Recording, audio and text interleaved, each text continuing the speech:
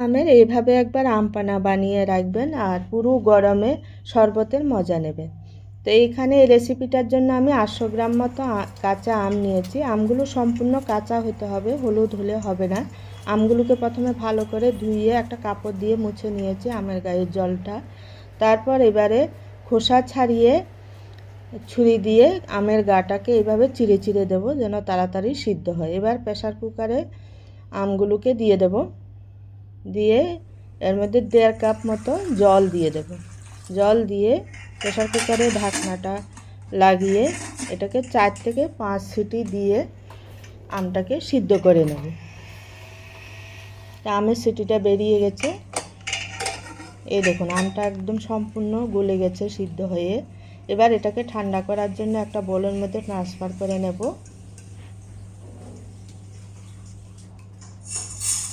এবার এখানে আমের পাল্পটা 800 গ্রামের থেকে 600 গ্রাম আটি ছাড়িয়ে 600 গ্রাম মতো হয়েছে। তার জন্য বড় কাপে 2 কাপ চিনি আর 1.5 কাপ জল দিয়ে চিনির শিরাটা বানাতে বসিয়ে দিয়েছি।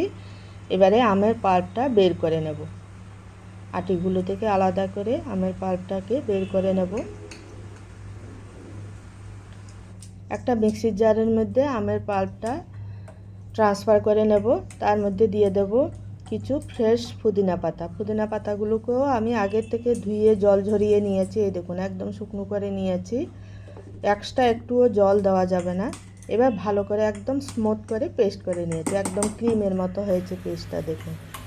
এবারে চিনির শিরাটা গুলে গেছে, এবার চিনির শিরার মধ্যে আমের আর পুদিনার মিশ্রণটাকে ঢেলে দিয়ে নাড়তে থাকবো, আঁচটাকে কমিয়ে নাড়তে থাকবো।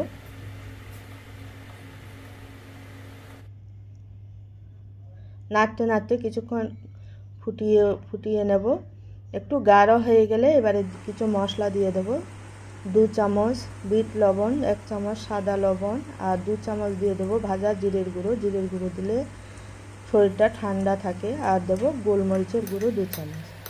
গোলমরিচের গুঁড়ো এমনি গরম হয় কিন্তু এই আম পানাতে খুব ভালো যায়। এবার নাড়ে নেড়ে একটু চিপচিপা হয়ে গেলে কালারের জন্য দেবো সামান্য ফুড কালার দিয়ে নেড়ে চেড়ে এবারে গ্যাসটাকে আমি বন্ধ করে দেব।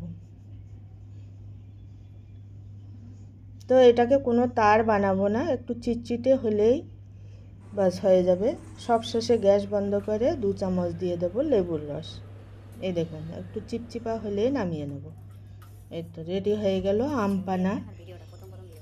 তো বন্ধুরা, আমার এই রেসিপিটা যদি ভালো লাগে চ্যানেলটাকে অবশ্যই সাবস্ক্রাইব করবেন, লাইক করবেন, কমেন্ট করবেন আর বন্ধুদের সঙ্গে শেয়ার করবেন।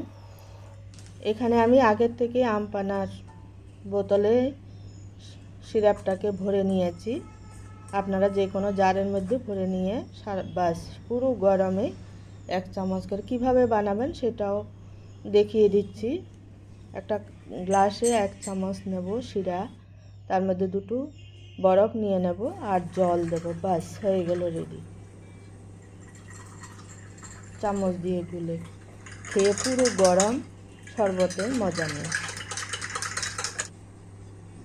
আর চ্যানেলটাকে অবশ্যই সাবস্ক্রাইব করবেন।